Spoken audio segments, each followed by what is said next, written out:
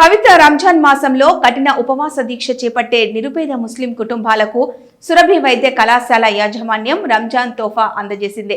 పెద్దపల్లి జిల్లా కేంద్రంలోని MB gardens లో 10 లక్షల రూపాయల నిత్యావసర సరుకులను నిరుపేద ముస్లిం కుటుంబాలకు సురభి వైద్య కళాశాల చైర్మన్ సురభి హరీందర్ రావు, సెక్రటరీ సురభి మహేందర్ రావులు అందజేశారు. ఈ సందర్భంగా వారు మాట్లాడుతూ రంజాన్ పవిత్ర మాసంలో నెల రోజుల పాటు ముస్లింలు కఠిన ఉపవాస దీక్ష చేపడతారని, రంజాన్ పవిత్ర పర్వదినం కోసం గత 3 ఏళ్లుగా నిరుపేదలకు ప్రతి ఏడాది 10 లక్షల రూపాయల సరుకులు అందిస్తున్నామన్నారు. ప్రతి వ్యక్తి తాను సంపాదించే దాంట్లో కొంత దానం చెయ్యాలని ఖురాన్లో రాసి ఉందన్నారు. నిరుపేదలకు సరుకులు అందించిన హరీందర్ రావు, మహేందర్ రావులను పెద్దపల్లి మైనార్టీ నాయకులు ఘనంగా సత్కరించారు. వీరిని ప్రతి ఒక్కరూ ఆదర్శంగా తీసుకోవాలని, నిరుపేదలకు ఏదో విధంగా సహాయం చేసేందుకు ముందుకు రావాలన్నారు. ఈ కార్యక్రమంలో మైనార్టీ నాయకులు ఎంఏ హమీద్, మసూద్, హాదీ, జావిద్, అలీం, మతిన్, సజ్జాద్, ముస్తాక్, సోడాబాబుతో పాటు పలువురు పాల్గొన్నారు. పెద్దపల్లి ముస్లిం సమాజ పక్షాన మొదట వాళ్ళ కృతజ్ఞతలు తెలియజేస్తున్నాను. మొదట వాళ్ళతో పాటు ఈ కార్యక్రమ ప్రధాన రూపకర్త హబీబ్ భాయ్ గారికి కూడా మీరు అందరికీ ఒకసారి చప్పట్ల. హబీబ్ భాయ్ యాదృచ్ఛికంగా వాళ్లకు హరీందర్ గారితో ఉన్న ఫ్రెండ్షిప్ కు హైదరాబాద్కు వెళ్ళారు. హైదరాబాద్ వెళ్ళిన సందర్భంలో రంజాన్ మాసం నడుస్తుంది. హబీబ్ భాయ్ రంజాన్కి ఏం చేస్తారు ఇది అని అన్నప్పుడు ఆ చిన్న టిక్ షాప్ లో నుండి పుట్టింది ఈ వితరణ కార్యక్రమం. తర్వాత గత 3 ఏళ్లుగా ఒకటే కమ్యూనిటీకి కోసం, అది పవిత్ర రంజాన్ మాసం కోసం కఠినంగా ముస్లిం సమాజం అంతా 30 రోజుల పాటు కఠినంగా ఉపవాస దీక్ష చేస్తారు.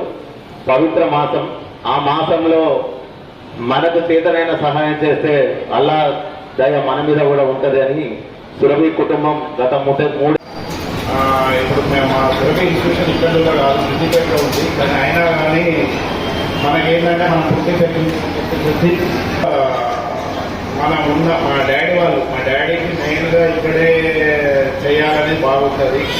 ఎందుకంటే మాకు ఎక్కడికి అమెరికా పోయి వచ్చినాక కూడా మేము ఫస్ట్ ఇక్కడనే చేస్తాం. ఏమైనా ప్రతి ఇన్స్టిట్యూషన్ కానీ ఇప్పుడు ఇక్కడ ఇండస్ట్రీలు కూడా పెట్టి లాస్ అయినా కానీ వాటిని నడుపుకుంటూ ఇక్కడ జనానికి కొంచెం ఏదో ఒకటి చేయగలుగుతాము అనేది. ఎందుకంటే మేము ఇక్కడి నుంచే పైకి వచ్చినాము.